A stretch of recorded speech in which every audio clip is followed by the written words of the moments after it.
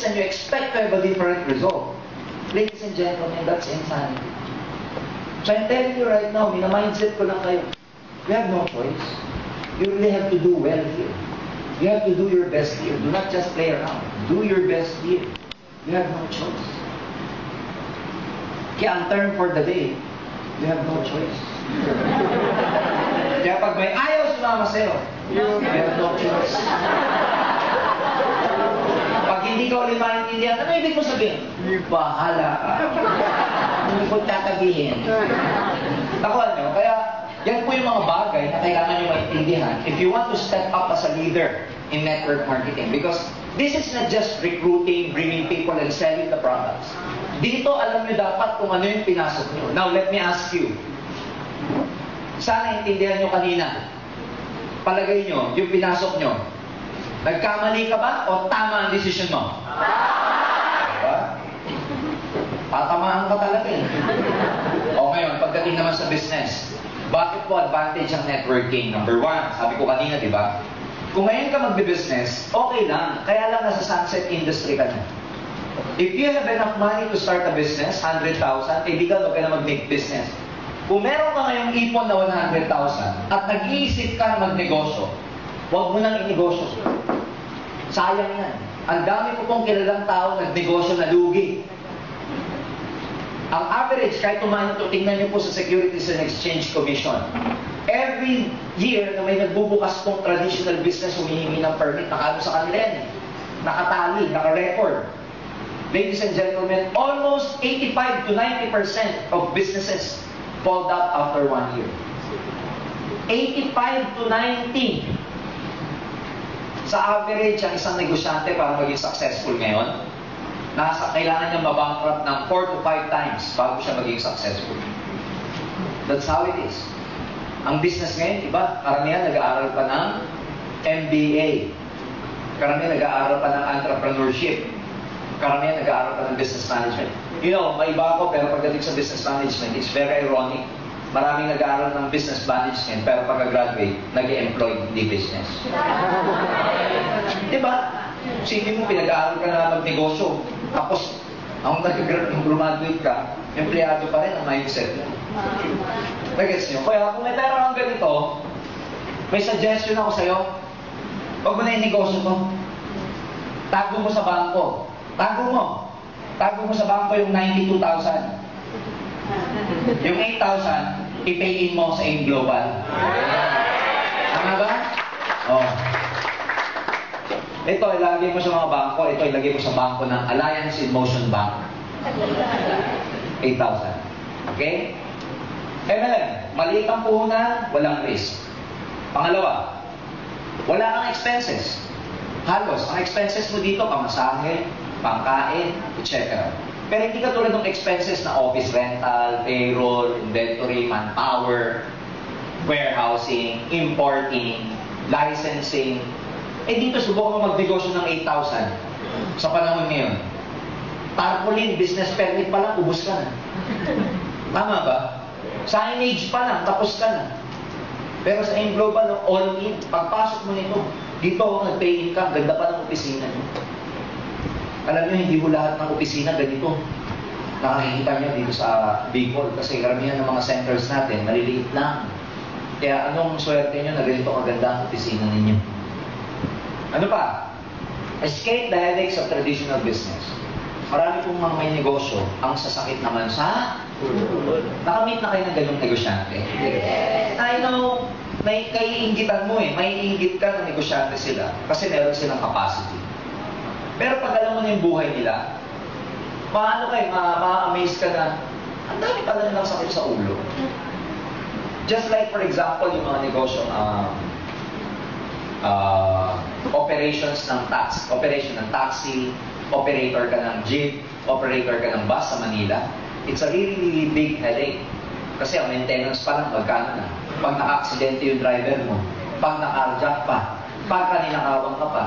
Alam mo sa Manila ngayon, ang ibang klase, ibang mga taxi drivers pala, pag bago yung taxi nila, binibenta nila yung gulong, tapos papalitan ng luma. Binibenta yung baterya na bago, papalitan ng luma. Okay, ikaw yung operator, hindi mo alam, ninanakawan ka ng mga driver mo. You get the point? May isa akong distributor ng meat, taga-Subic. Si Marlon. Seaman siya. Yung naipon niya sa pagsisiman, in-invest nila sa Subic yung rent a car. Alam niyo yung rent a car? Yan. Nag-rent a car, marami silang magkakaibigan tatlo. Nag-invest sa rent a car. Tapos nangutang pa. Kasi bumili sila ng 10 unit ng rent a car. Good news after 1 year, bagsak yung negosyo nila. May utang pa siya. Alam mo ba't bumagsak? Nakarnap lahat ng 10 kotse. Ni Ren, hindi na binalik. Ngayon, utang. More than 3 million ang utang. Nag-aim global, kaibigan, dito nakabayad ng utang. May kotse pa siya ngayon dahil dito. Ano pa? It can be a home-based business. Pwede nyo gawin kahit nasa bahay kayo. Pwede nyo gawin kahit part-time because dito practically meron tayong tinatawag na virtual office or VO na hindi kayo kailangan dito araw-araw physically sa office. Pero pwede mo ma-monitor yung development, yung nangyayari sa buong grupo mo just by looking into the internet, home-based. So ladies and gentlemen, simple lang. Magbe-business ka ngayon, imbis na traditional, kung ano pang headaches, magkakaroon kapuhunan, etc. Do it in AIM Global kasi hindi alam ng tao. Ang networking business po ay business talaga siya. Yes. Walang pinagkaiba. In terms of profit and operations, ladies and gentlemen, this is real business. Tignan nyo nung araw. Okay? Mamaya ikukwento ko. Pero ngayon, pag may nakita ko kayong Jollibee, McDonald's na franchise, na-ask mo ba, natanong mo ba sa sarili mo, magkano net profit ng mga franchise na yan kung may kilala kayong may-ari? May kilala kang may-ari na bumili ng franchise ng Jollibee, which is around 15 to 20 million pesos na puhunan. Itanong nyo sa kanila magkano ang profit nila. Net. When I say net profit, labas na dun yung rent, labas na dun yung payroll, yung tax, labas na dun lahat. Net, yun ay may bubulsa niyo. You will be amazed. Because most of them, ang kinikita lang sa kanilang franchise ng Jollibee is between 300,000 to 500,000 to 700,000 a month. Profit. Ang puhunan, 15 million, 20 million. Tutubo ka lang ng 300,000 piso buwan-buwan. 20 million ang nilabas mo para tumubo ng 300 kalahating million buwan-buwan. AIM Global, 8,000 lang nilabas mo. Pwede kang kumita ng 300,000, 500,000, 700,000, 1 million to 2 million pesos a month. Nakuha niyo ba? So, yun ba doon na naiisip eh? Akala lang negosyo, ang aim is like supplemental income lang na ganun lang na pwede mong gawin ng kahit di ka seryoso. No. Kailangan dito maging seryoso ka. Kasi negosyo talaga siya. When I say business, dapat ang isip mo dito business. Iba kasi ang thinking ng employment sa business na. Ang employment, ano yan eh? Instant gratification. What is instant gratification? You work from day 1 to day 14. You get your paycheck on the day 15. You work on the 16th until the end of the month, you get another paycheck. Laging ganon. Sa networking, postpone gratification. Kasi minsan, 1 month ka na, wala pa din. 2 months ka na, wala pa din. Pero tuloy-tuloy ka lang. Yun yung sinasabi ko. Ang aim, ang networking, mangga kasi ang tinatanim mo. Ang employment, monggo. Bakit? Kasi pag nagtanim ka ng monggo, bukas makalawa, may toge ka na. Pwede mo na gawing lumpia sa sariwa. Pero ito mahirap. Pag kumani ka ng toge, magtatanim ka na naman. Di ba ganon? Pag kumita ka sa employment, trabaho ka na naman. Pagkita mo, trabaho ka na naman. Have you ever wondered, you work from 1 to 14, you get your paycheck on the 15th. You work on the 16th, until the end of the month, may paycheck ka na naman. Pero this is pretty amazing. Kasi pagdating na 15, marami kang pera. Diba? Kami, lalo na ako nagtatrabaho, pagka 15, limit dito, punta dyan, punta dito, bigay dyan. Pero magugulat ka. Mga bantang apente. Hinihila mo na naman yung atrenta. Tama? Minsan yung nayaw ko sa nanay ko, Nay, yung naibigay ko, pautang mo na. Kasi wala na akong pamasahe. Pagdating ng atrenta, gano'n naman, yapang ko na naman, dami ka na ng pera. Pero pagdating ng mga ajis, ATM mo, lalo naman laman. Dating ganito na lang, dating ganyan, umiikot ka sa ganyan. Yan na yung rat race kung tawagin. You work so hard, not for your dreams anymore, pero just to pay for the bills. You don't work for your dreams anymore. Ang goal mo na lang, makapagbayad ng Meralco, makapagbayad ng Cell. Ang goal mo na lang, lagi na lang kay Judith. Kilala niyo si Judith? Judith ng Meralco, Judith ng cellphone, Judith ng apartment. You don't work for your dreams anymore. Kay Judith ka lang lagi. And then you forget your dreams. Sa akin, hindi ganon. Dito mangga. Pag nagtanim ka ng mangga, bukas makalawa, wala pa. Next year, meron na? 2 years, meron na? 3 years, meron na? 4 years, meron na? Pwedeng meron, pero karamihan yan after 5 years. Pero ang konsepto ng mangga, pag namunga na yung mangga mo, tuloy-tuloy na siya. Na kahit ikaw nagtanim, patay ka na, yung mangga mo, inaani pa ng mga maiiwan mo. Ganon ang Alliance in Motion Global. Kaya dito lagi mo isipin, mangga, hindi monggo. Mangga, hindi monggo. Mangga, hindi monggo. Are you learning? Yes! Okay, next slide please. Ayan. Dahil business siya, bakit ito perfect business? Why is it a perfect business? Number 1, because dito ang pinaglalaban, freedom. Lagi niyo tatandaan ito. Yung freedom na, yun yung choice na nawala sa atin. We give you the freedom. Yung financial freedom at saka time freedom. Financial freedom means you don't have to worry for your finances anymore. Hindi mo na kailangan problemahin tuwing tuition fee. Hindi mo na kailangan problemahin tuwing kailangan may bayaran. You don't have to worry for, all your payables. Ang tawag doon, may freedom ka na financial.